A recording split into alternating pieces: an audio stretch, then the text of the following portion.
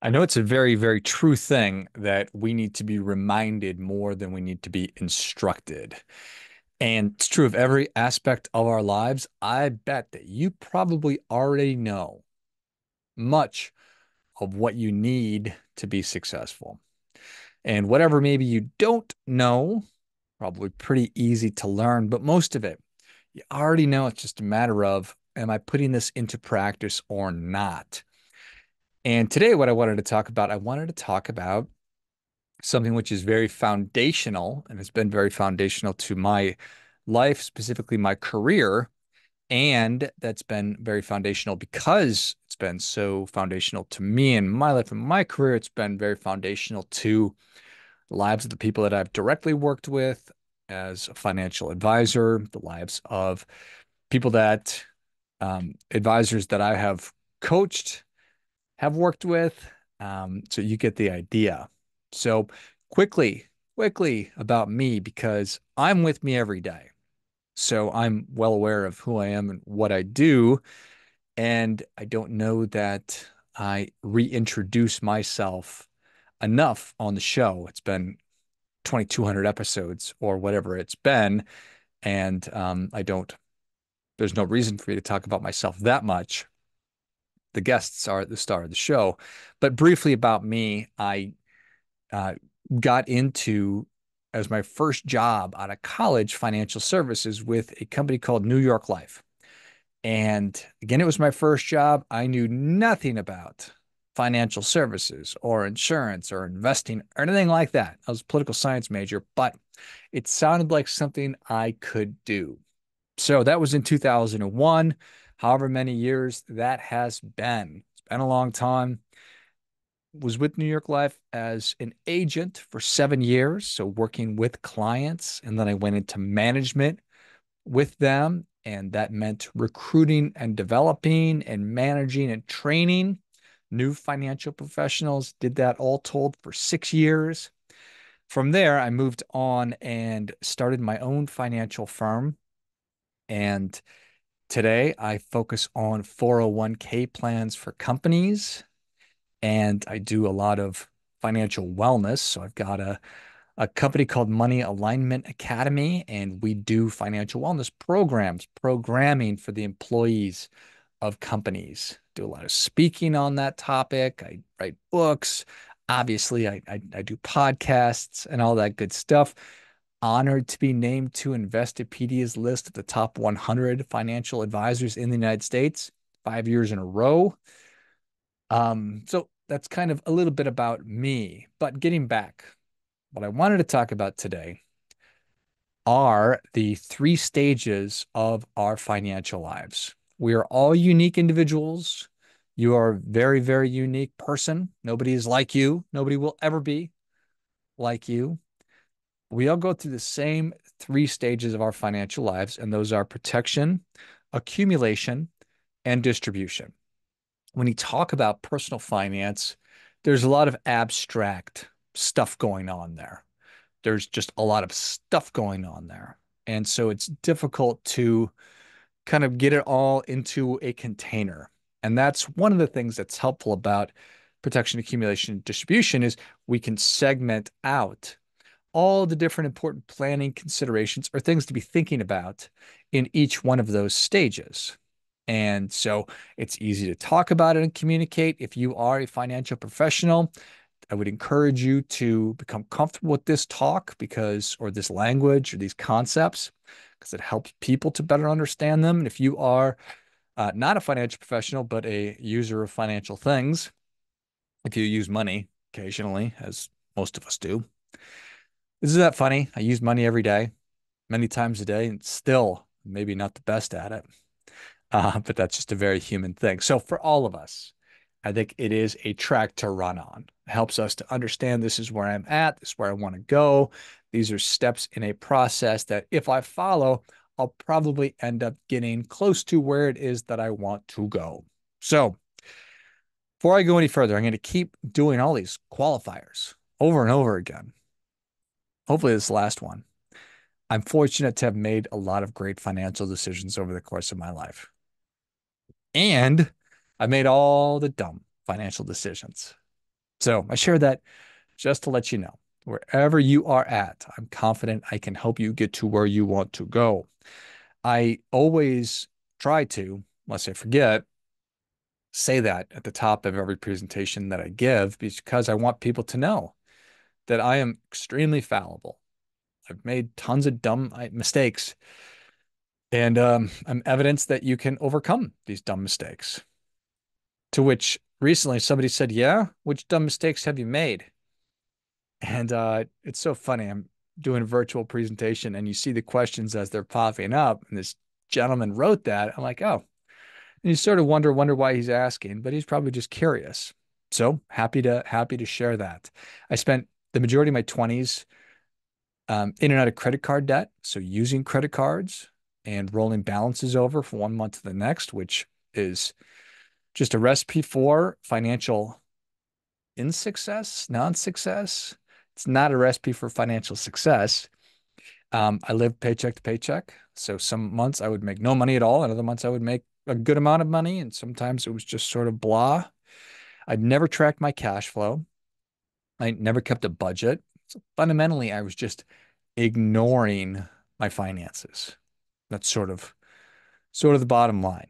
And I've spent a lot of time talking about why that is, about limiting beliefs and the programming that we pick up along the way. So I'm not going to get into that today. But what's important is that I've been through all of those things. And right now, so many of us are struggling. And so many of the struggles that we're experiencing are due to things outside of our control. I mean, you have nothing to do with inflation. You have nothing to do with the cost of food and transportation and housing and the reality that everything in our lives is more expensive than it was a few short years ago and exponentially more expensive. And certainly a lot of the mistakes or the things that we're suffering through are self-inflicted as well. So, um, the truth for you is somewhere in the middle. And I always really want to help people feel like they are in control. I guess the term for that is to empower people, but that's sort of a used up word, kind of beat up.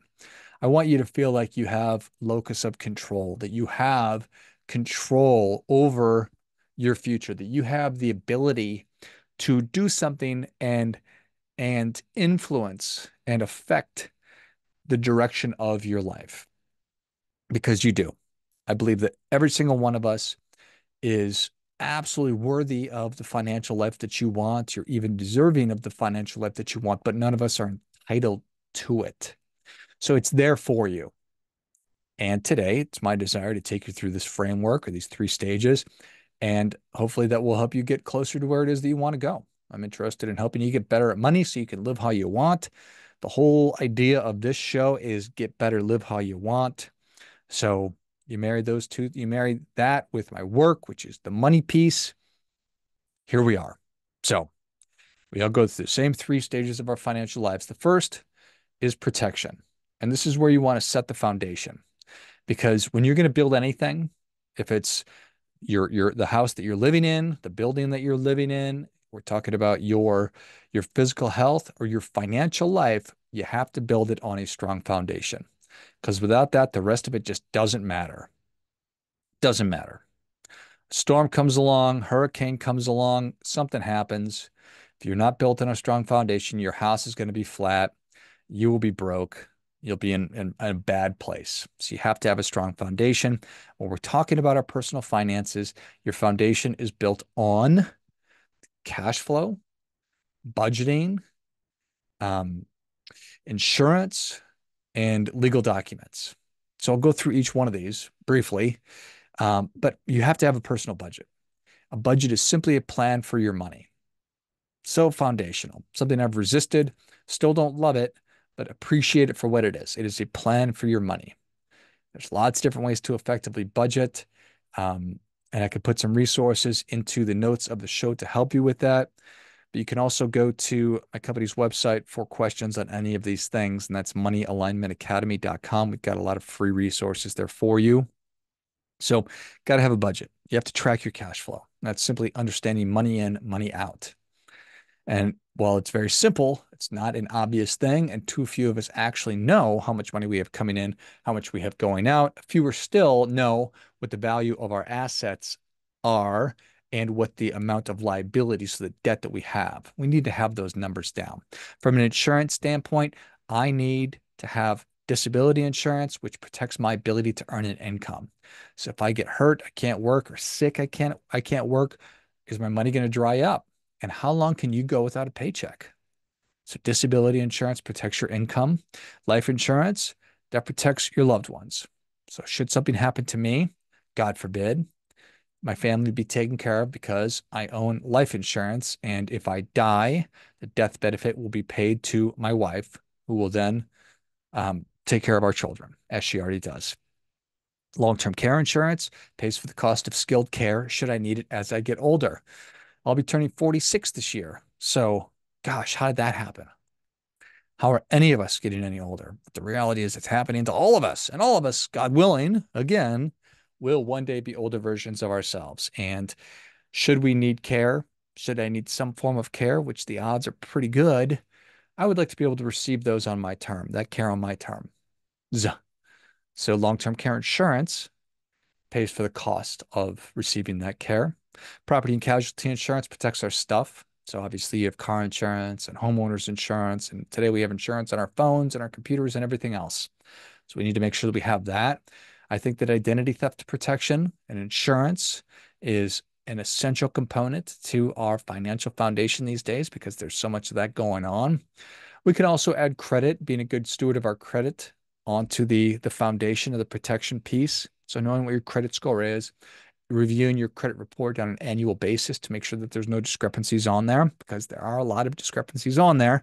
And as more cyber criminals and cyber attacks happen and take place, there's just a greater and an increased need for monitoring and making sure that we are on top of our credit.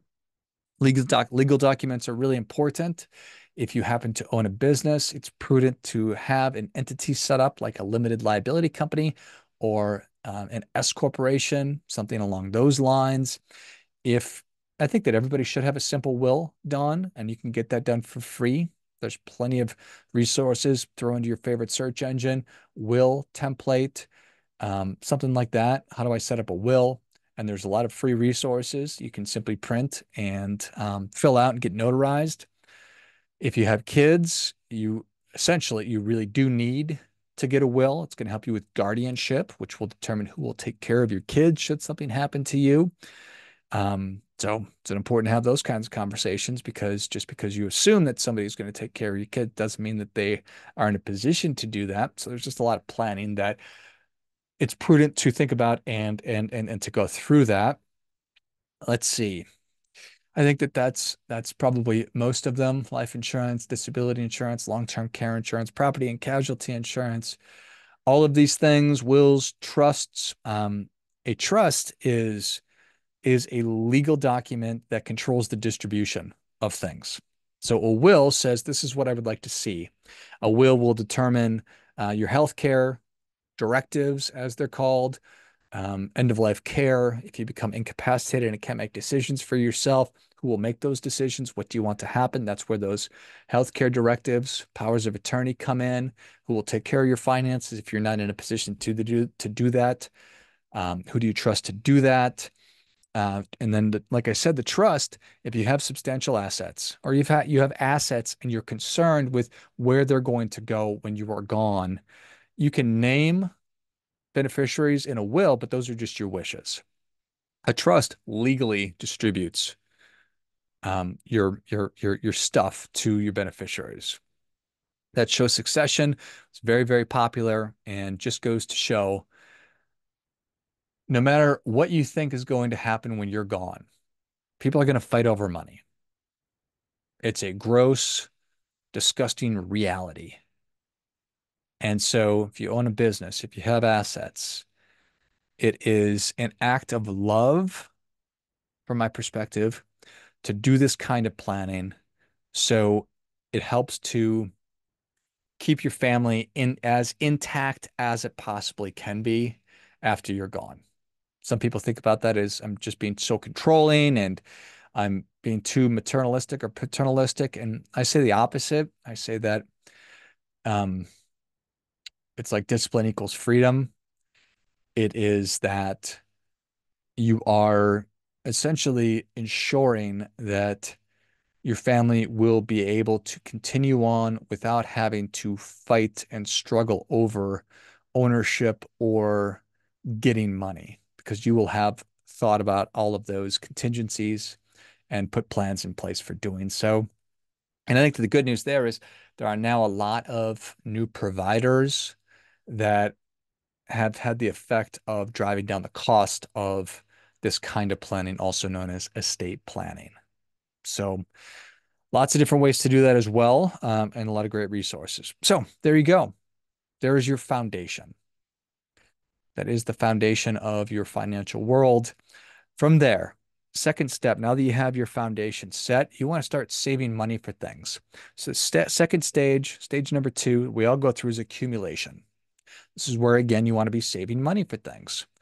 And it's important to, during this stage and at all times, go through some planning. And too often we make way too big of a deal out of financial planning. It's this very, very heavy, kind of clunky term. It's like, oh my gosh, so confusing. It's it's abstract. It's, beyond my comprehension. Could be further from the truth.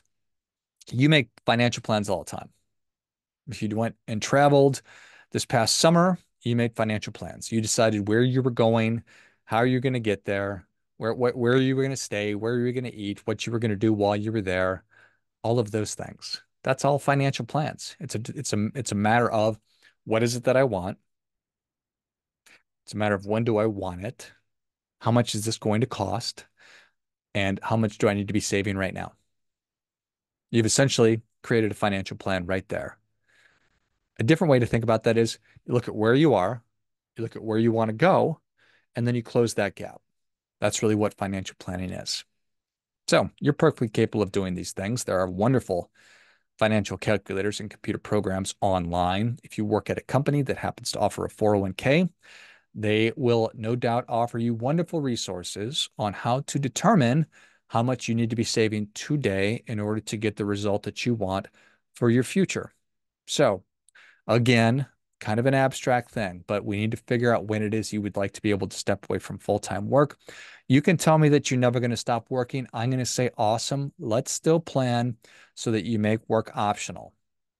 That's a better scenario than having to throw on a blue vest and go to work as a greeter at Walmart. God bless you if you are a greeter at Walmart. Um, but I want you to be able to choose to do that versus feel like you have to because you need to earn money. So make work optional and then keep doing it or don't. You never know how you're going to feel at age 60, 65, 70, or 75, whatever age you decide that you're interested in stepping away. So determine when it is, determine how much money you want to have, and then figure out how much you need to be saving today. So the most common places that we save for retirement are 401k at work or an IRA or an individual retirement account. These are the long-term places for you to be saving money. On the conservative end of saving money, you have checking accounts, savings accounts, money market accounts, certificates of deposit at the bank. Before I get into the CDs, certificates of deposit, I want you to get an emergency fund built up. And this is, I didn't sort of anything. I neglected to talk about this in the protection piece. Your emergency fund, without question, lives in the protection phase. Okay. I want you to get to 6 months worth of your monthly expenses saved up in your emergency fund. Used to say 3 to 6 months. Today I say 6 months. And I know how hard that is to accumulate that much money.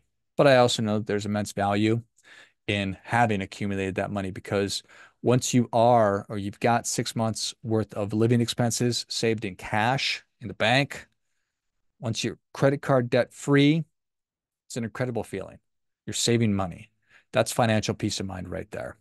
So from there, sort of the bridge between protection and accumulation is getting out of credit card debt. So I would create a plan for how to get out of credit card debt. And that's simply get all of your accounts together, figure out how much debt you have, and then take things one at a time. The famous snowball method says that instead of worrying about what the annual percentage rate is, you start with the lowest amount first. So if you have three credit cards, one with a $500 balance, one with a $1,000 balance, one with $1,500, start with the $500 balance, regardless of what the annual percentage rate is. The idea is that as you pay the balances off, you will develop momentum, you will develop confidence, you'll develop grit and new skills, and you'll just keep it moving. The last thing I want you to do is start and then give up and just feel like you're sort of stuck there, because that's not serving anybody. Okay. So, all right, getting back to the accumulation piece of it, got to have your emergency fund. Then you can start saving money at certificate deposit. Certificate of deposit is an investment savings vehicle that is sold or commonly bought at the bank and will offer you a guaranteed rate of return for a certain amount of time. Buy a 6-month CD, you probably buy a weekly CD. You can buy a 1 year, 3 year, 5 year. I don't honestly know how long the durations of time you can buy in a CD. Probably the sky's the limit. So it's a very, very conservative investment. Fixed income investments are also thought of as very, very conservative. These are bonds, um, things like that. And there's lots of different kinds of bonds out there, but these are traditionally more conservative investments. As you move up, whenever we start moving towards more aggressive investments, the potential for gains increases, but so does the amount of risk that we take on as the investor. So I always want you to keep that in mind. And another important thing is that you determine what kind of investor you are. So taking what's known as an investor profile or a risk tolerance assessment will help to inform you or educate you on what kind of investor you are, how comfortable you are with fluctuations in the market, and therefore the value of your money. Because if you think that, well, I'm 25 and I'm okay if the market goes up and down, but then you actually look at your statement and you had 50,000 and today you have 35,000, you might feel a little bit differently. You might intellectually understand that it's going to go back up over time, but your heart and your feelings are telling you this is the worst thing that's ever happened to me. I'm now developing an ulcer and my hair is turning gray. I can't fall asleep. So that's not healthy either. So it's just a function of, regardless of how old you are, it doesn't mean that you are a certain kind of investor. So one of those profiles, one of those tests will help you determine, yes, I am conservative, or I'm moderate, or I'm aggressive, or some version of those things. So the way that we then move up away from conservative types of investments to moderate, you can invest in things like a mutual fund or an ETF or exchange traded fund. And these are well diversified, easy to access investments. And there's a mutual fund for and an ETF. They're very, very similar kinds of investments for just about anything. There are mutual funds and ETFs that invest in the biggest companies in the world, the biggest companies in America, the biggest companies in China. There's ETFs and mutual funds that invest only in healthcare or in gold or uranium or in tech companies.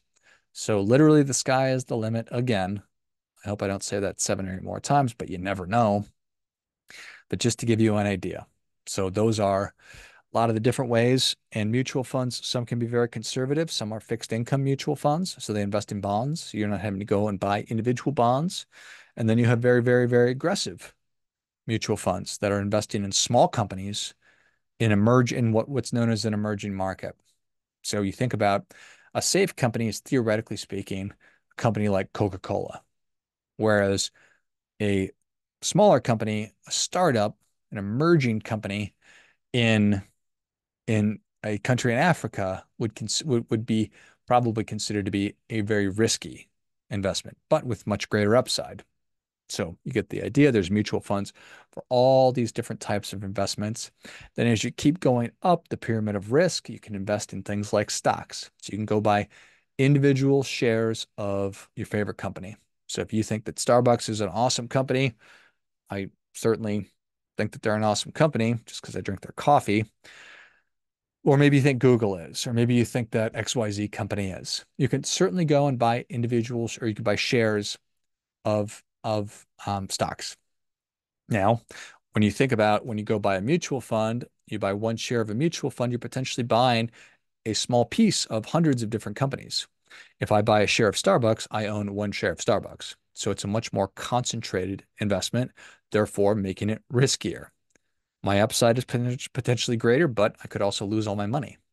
So things to keep in mind as you continue going up, you can buy, like I've been talking about, shares of smaller companies where the upside is greater. You can buy things like commodities and options. So these are different ways to be investing that carry with it upside, but then also enormous amount of risk. And we have things like crypto assets, Bitcoin and Ethereum, and you name it. Real estate has always been a very, very popular and common way for people all over the world to enter the housing market, but also to build wealth. And if you are a real estate investor, I think that that's great. I'm really agnostic when it comes to the asset class. An asset class simply means, is it an equity, which means a stock or a mutual fund? Um, Real assets are real estate. So it's a house or investing in real estate. Commodities are gold, silver, uranium, things like that, copper. So there's so many different ways to be investing. Just depends what it is that you're investing for and how it is that you're owning these things. So, like that, one of the most common ways and an effective way to save money for your retirement is again your 401k or an IRA. If you're interested in going and buying investments that are outside of those, you can buy or open up what's known as a brokerage account or a taxable account. And you can do that probably at your bank, but also companies like Fidelity and Charles Schwab are wonderful options for that type of investing as well. And if you're interested in developing a real estate portfolio, we've certainly done a lot of podcast episodes on how you do that as well. So, protection, set your foundation. Accumulation, you want to start saving money for things. The third stage that we all go through, God willing, is distribution. So, think about it like this. You're summiting the mountain, you're climbing the mountain, climbing, climbing, climbing. That's accumulating. So, you're putting money away, putting money away, putting money away, putting money away. You reach the top. Here I am. I'm ready to stop accumulating money, and now I'm going to go down the other side of the mountain. So I climbed. Now it's time to descend. So distribution, decumulation. How do I take all the money that I've earned and turn it into income that will last for as long as I need it to? Now, if you thought that saving money for retirement was hard, you're also going to find that creating enough retirement income to last as long as you need it to is also going to be very, very hard. If you ask 100 financial advisors the best way to develop a retirement income plan, you're probably going to get 100 different answers. There's not a right way to save money, and there's not a right way to actually use the money. So the idea here is, how do I make sure that I don't outlive my money? Because while it is a bad thing to die before I'm supposed to, it's also a bad thing to live longer than I expect because I don't want to run out of money. And if I run out of money when I'm 90, that's way worse than if I run out of money when I'm 30. I just will not have the energy at 90 that I have today, and certainly that I had at 20. You get the idea. So, as we are looking at, here's all the assets that I have. I've got $1 million in my 401k. I own a house and a rental property. I have money in my brokerage account, my taxable account. I've got a portfolio of stocks that give me dividends. Where is the appropriate place to pull money? I've got Social Security. So one of the things that is really, really valuable about Social Security is that, theoretically speaking, it is guaranteed. And many of us are accustomed to receiving a paycheck, and we get that every couple of weeks, right? Like, company's been really good at paying me on Friday, every other Friday, and they've done that for 30 years. So I've grown accustomed to that. Well, when I retire, that's going to stop. So how do I recreate that essentially? How do I create that consistent income stream that will be there for as long as I need it to be? And that's where Social Security theoretically comes in. That's where a pension plan, if you're fortunate enough to be working for an organization or in a career that offers you a pension, it's very, very valuable. Because again, you're not having to worry about it. It's just a paycheck that hits your account, same time every month. Pretty awesome. Okay. So how else can we do that? Well, you can do it through something called an annuity. It's essentially one of the main traditional ways that we have used annuities is it takes a sum of money and it liquidates it. So you can go to a life insurance company who issues an annuity because it's a form of an insurance policy. Say, okay, I've got $500,000. I'm 70 years old.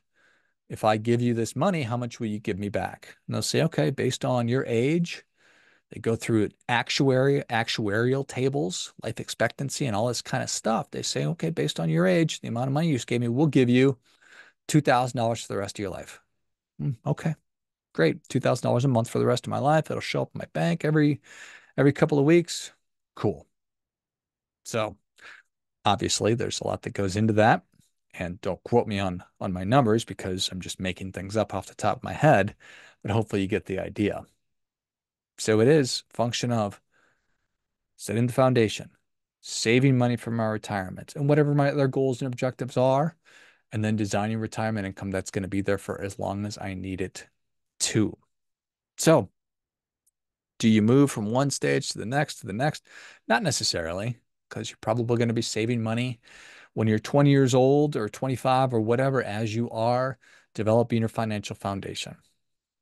And then you're probably going to be doing estate planning when you're in your 60s and 70s also, even though you already did a little bit when you were younger. Um, so the whole value here, theoretically speaking, hopefully you've found some value in the framework that I've just shared. But hopefully it's easy for you to follow along. Say, okay, these are the important things I need to be taken into consideration at each one of these stages. And is there anything in my financial plan that I'm missing, or have I done most of it? So there you go. You, again, are perfectly capable of doing all this on your own. If you want help, there are certainly so many great people out there. I've interviewed many on the podcast who are available and willing to help. If you have questions or you'd like some kind of a connection, just reach out to me. I'm always thrilled to hear from listeners, and I'm willing and interested in helping however I can. So, one closing thought is that you need to be really honest with yourself about whether or not you are willing and able to do these things. Because simply knowing how to do it, that's financial literacy. Financial wellness is actually putting everything to practice. And far too often, we know we're supposed to be doing things, but we fail to actually execute and do it. I think that the value of working with a financial professional is that they get the job done for you. So you're essentially hiring somebody for their expertise, their know-how, another set of eyes, a different perspective, but also to help you implement the plans that you've made to help facilitate that everything actually takes place and that it actually gets done. Because there's not somebody whose job it is to get everything done. Well, odds are it's not all going to get done. So be really honest with yourself. You don't have to do it all, but you have to be working with somebody who will help you to get these things done. So hope that provided some value to you. If you did find value, if you enjoyed it, please do subscribe to the show. Leave us a 5-star review. I'd be super grateful. Share the show with somebody that you think would also benefit from this. That is how the show grows. And I'm interested in having the show grow so I can reach more people and all that good stuff. So appreciate hanging with me and look forward to next time as always.